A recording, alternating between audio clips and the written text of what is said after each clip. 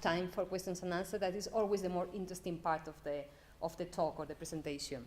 So my name is Paula. I'm based in Kampala. I work as manager of PostLab Kampala, and I've been there for almost 5 years now, which means that I'm halfway to the nationality. Uganda is one of these generous countries that gives you nationality in 10 years, so I'm halfway to the nationality, so consider me half African by now.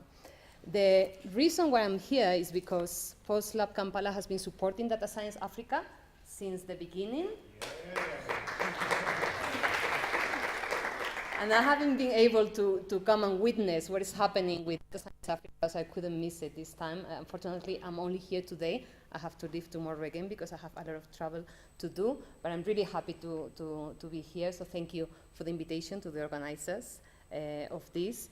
And especially happy because I always tell people the secret of the success of PostLab Kampala is really the young talent, the Ugandan talent. And also because we were very lucky to have people like Dr. Quinn for a few years there, coaching a lot of this young talent. But really is the key of the success, so to witness that Data Science Africa keeps on growing and all this young talent is benefiting from this initiative is really rewarding and fulfilling for me. So really congratulations to all the organizers. Now, let me now talk to you about SDGs. Somebody said, thank you, Victor, because you did a great brief overview of the SDGs, but somebody mentioned before this UN thing. Somebody said, SDGs, you know this UN thing. But no, the SDGs are not a UN thing, are a thing of all the countries in the world. 193 member states agreed on this. And what is this? This is a global agenda, okay? So in 2015, the countries around the world reflected and said, okay, what do we do with the world now? What do we want to do and where do we want to be in the next 15 years? What are the priorities to work on in the next 15 years for the whole world, okay? And they came up with this. Before this, we have the MDGs, the Millennium Development Goals. And there was a lot of criticism because they were really conceptualized at the UN headquarters. So a great effort was done for the SDGs, and worldwide consultations at all levels were conducted for a really long time to come up with this. Now, from this, national governments have designed national policies to also achieve this. So this is really about countries and about people. It's not something that we have, somebody has created, and that is far from the people. That's the way I see it. Now, if you look at the goals, they cover pretty much everything that is going on in terms of challenges of the world. And many people say, when talking about the situation of the world today, many conservative people or people with conservative views will say, well, you know, the world has always been more or less like this. There's always poverty, there is always some people that are rich, some countries that are rich, territories. But I always argue with these people. I say, listen, but the scale of the issues today has never happened before, okay? In today's world, the scale of the challenges never happened before, okay? We are more than 7 million people. Never before on Earth, there was so many people that was poor. Never before on Earth, there was so much inequality. Never before on Earth, we had a problem in which in many places, you cannot breathe the air because the air is too dirty, okay? Never before we had the levels of pollution that we have on water, in the oceans, in the seas. And never before, we were just talking about it over lunch, we had urbanization processes based on the uncontrolled growth of urban areas and the slums that are very, very difficult to revert, okay? So the challenges of today's world really require something like this. So how can we support addressing all these goals with data science?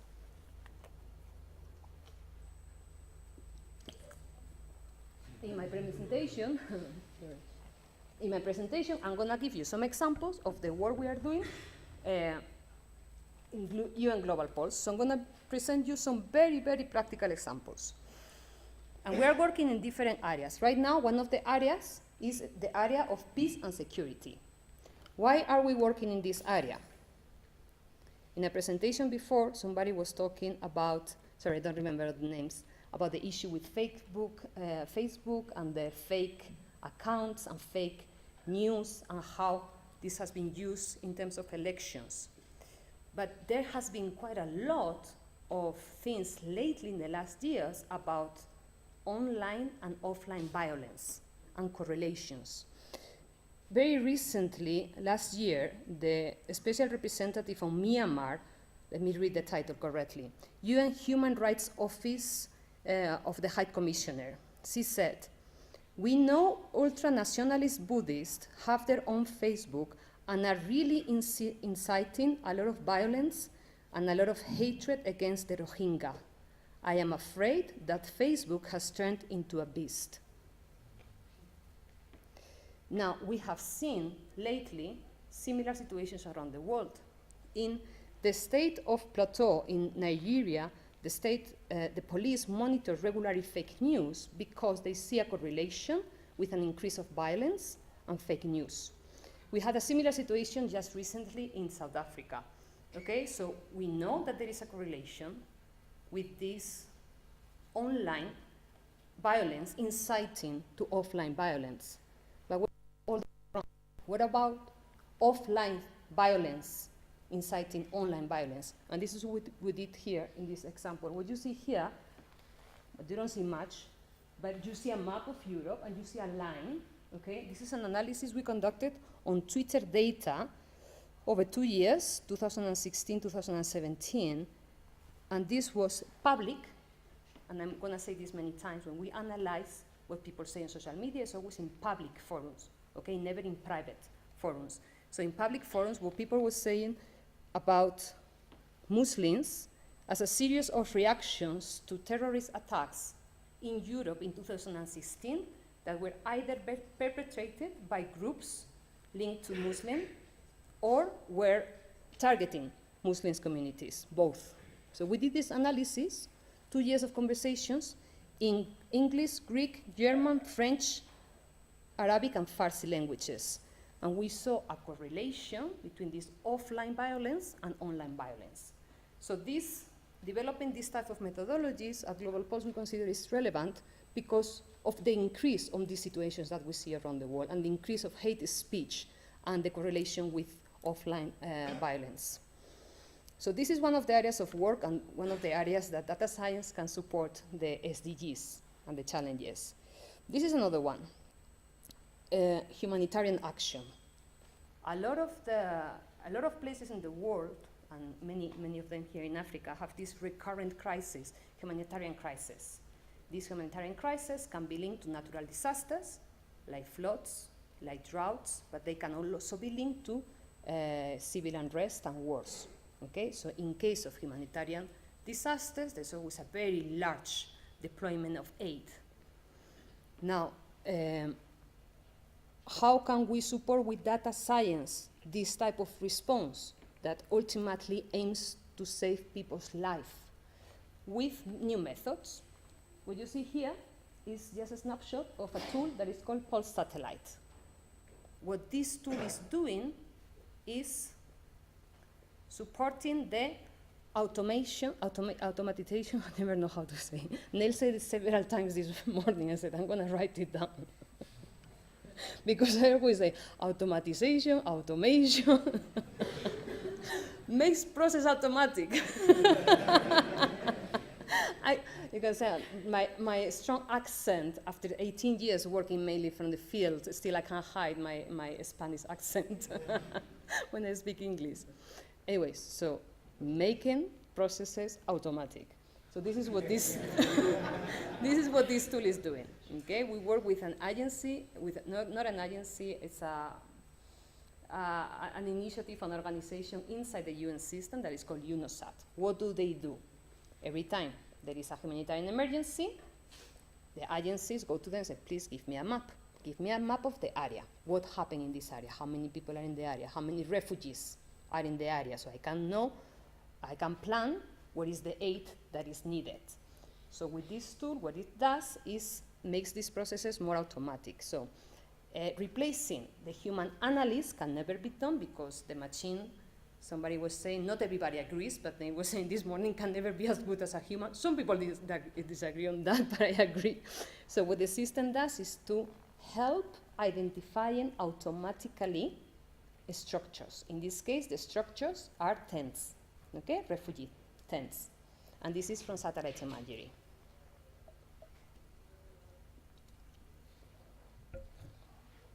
Let me show you another area of work, public health. This one I'm sure you know because from the Ebola crisis in Africa, there were all these organizations working on using CDRs, telecom records, to support the response for the spread of the disease. So in Global Pulse, we have continued working on this for quite a while. What you see here is predicting the spread of Zika virus in Colombia, okay? So a lot of work in this area. Personally, I think that there are enough examples already around the world that prove that the analysis of human mobility based on CDRs helps to enhance the response to infectious disease outbreaks. Why? The logic is very simple. An infectious disease is transmitted from one person to another person. If you know where the people are going, you know where the disease is going. As simple as that. So if you know where people are going, you can anticipate that response. If you put some measures in place, for example, I don't remember which country, but there was this measure about having a curfew, okay, to avoid population movement. You can check with CDRs if people are respecting the curfew or not, for example. So a lot of work done in this area. This work continues, and the good thing is that telecom companies are more and more open now to share the data that they are processing from citizens. Some people say that they own this data. Some other people say they just process this data and it really belongs to citizens, not to the companies. But these companies are more and more, to the work of many people, are really opening these data sets and are used for this. And I come now to the last block. Another frontier direction, we call it speech computing. We started this work 4.5 years ago in Uganda. I remember when I arrived to the lab and the team there, including Dr. Quinn, telling me, yeah, you know this thing about social media analysis and Facebook analysis, how it is used for private sector to gain insights into markets, insights into products, and how now we are using this to gain insights on social issues to support, for example, health care or many other things. So we are thinking of doing the same with the radio. I look around and say, these people are crazy. Who has done this? Nobody. And we did it. So what we did is to develop the technology to analyze what people say publicly, not privately, in public radio talk shows about different things that can inform support on social issues. How are we using this now? In Uganda, we're using it with the government and with UNAIDS and with civil society to enhance the response to the AIDS problem in Uganda. Uganda is one of the few countries in which the infectious, new infections of HIV/AIDS it's still increasing. So despite all the years of work supporting behavioral change campaigns, still not much is changing, okay? So the insights that people share publicly on radio talk shows can support better informed communication campaigns to address the issues related to HIV/AIDS spread, for example. So what this technology is doing is to transform the public discussions on radio into insights. So what you see here, for example, is how floods or crops look like in audio and in words. We expanded this work from Uganda to Somalia and now in Mali. It's 3 countries. And we think that the issue for this demand, increasing demand, is because there's nobody else doing this type of transcription software for African languages at this scale. So there is really a lot of demand for this. And this is my last slide. ethics. So while we are dealing with data, with new methods, with new technologies to analyze data that is generated by citizens normally, or where citizens are included, I will say like satellite imagery, we are also working on data privacy and protection and the ethical use of tools. How are we doing this? We are working with policymakers, we are raising awareness of these issues, and then we are also supporting work in terms of designing principles, policy guidelines, instruments, basically, to protect people's privacy. Now, on the issue of ethics, I think is more interesting. It's not only about data privacy and protection, it's also about, the way we approach it in Global Pulse, is about the ethical use of these type of methods, okay? So we're working on that. We work with the government of Uganda, for example, to bring best practices to the data privacy and protection legislation that was recently approved. Now we're in discussions to do the same with partners in Kenya, and there is a lot of demand in Africa to support in this area. Same with policies related to artificial intelligence. There's a lot of demands from government to introduce ethics into these policies. So these are the areas of work. This is how we are trying to address the issues of the SDGs. All this work is done with partners.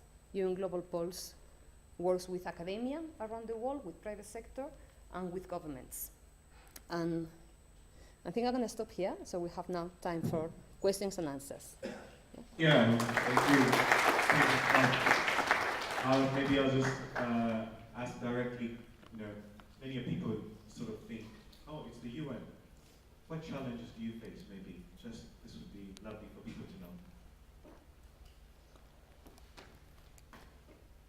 know. The main challenge is to do innovation in the UN. This is innovation. A lot of the work that we've been doing for many years is being experimental. And doing this in the setting of the UN as an organization is very, very complex. Not only because of this topic, but doing any type of innovation in general. Because the type of setting that you need to do experimentation is a startup setting.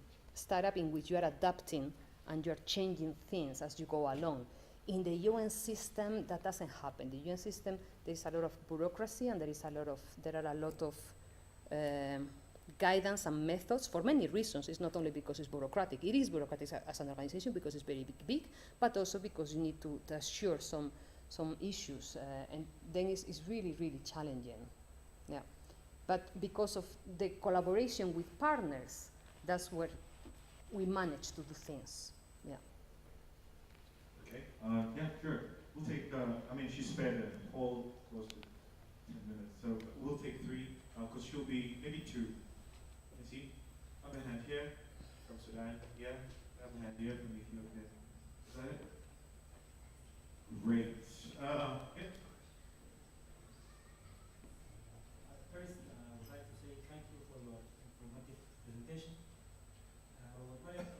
May I ask you about how to get this information, especially in crisis?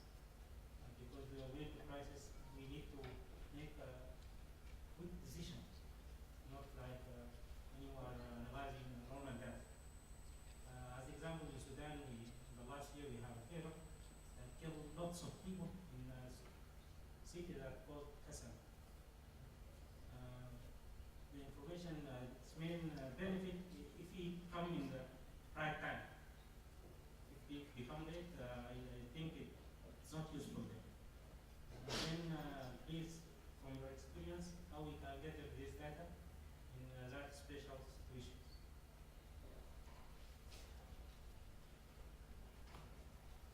Timely data and how to get it. Crisis. Thanks for the great talk. My question is, you mentioned a couple of places where data privacy laws have been proposed. Uganda is one. And you said, there's a bunch of other African countries too. I'm wondering if you have more information, and also how I can find out more information besides talking to you offline. Seriously. Yeah, so on the question on the data, what we have been doing at UN Global Pulse with partners, academia and private sector and governments, is to develop the technology to make new types of data accessible. data that was not accessed before. For example, the example with the CDRs. CDRs were never used before at larger scale to respond to disease outbreak because the data was not accessible and the technology was not accessible.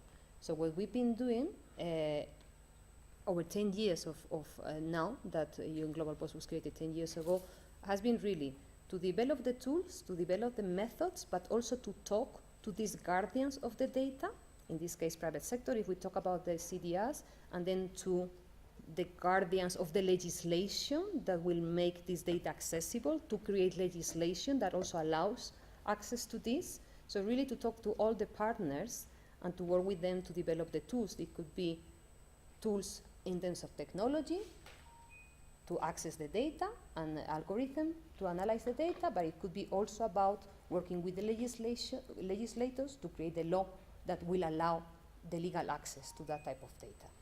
Okay? We are not the users of any type of data or information. We just create these tools. That's the idea. On data privacy and protection, we've been working really on demand because the demand is there. There are some countries in Africa that are recognized as champions. We've been working with the government of Mauritius. That is the first country in Africa that applied for the something called like the GDPR, the European legislation on data privacy and protection check, something like this, like they are equals to them. The government of Ghana is one of the champions also. The government of Morocco is one of the champions. We can talk more about that. Now we're going to start working with the government of Kenya, with colleagues in the Global Partnership for Development Data also. There are a few countries and more and more. Yeah. Take one last one for the soul before we go into lightning talks. Yeah. Okay. Once, twice, and thrice. So we'll be having Paula on the panel just after the last two lightning talks for today. So please thank our keynote speaker. Thank you very much, Paula, for giving us such a rich perspective of policy and also what is happening on the macro level of the SDGs. So yeah, pushing into our last talks, there will be two. There will be quick talks. Lightning talks, 10 minutes each. The first will come from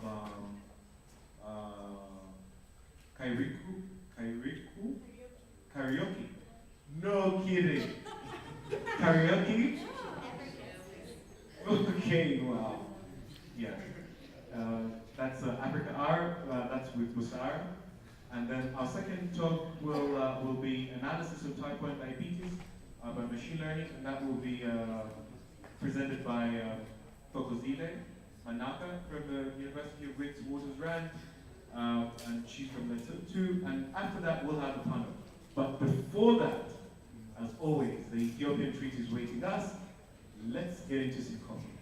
We'll be back in 15 minutes. Just make sure it's 15.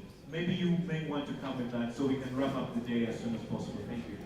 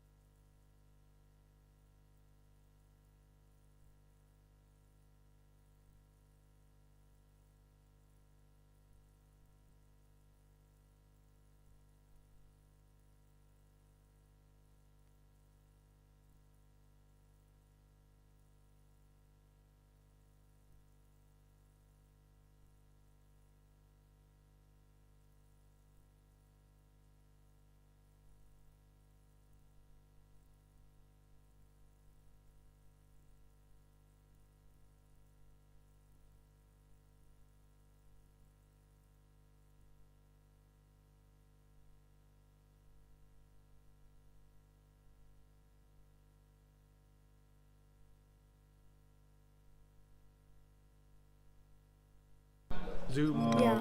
What you, Our first talk is coming Sorry? in What do you mean? from Sorry? Zoom, to zoom in. Shelby Karaoke I don't know if people from are going to Africa see. R in Busara, Kenya. So we welcome Which karaoke. how would you Make it Round of applause, please. can you make it any bigger? okay. Yeah. Sorry. Hi, thank you.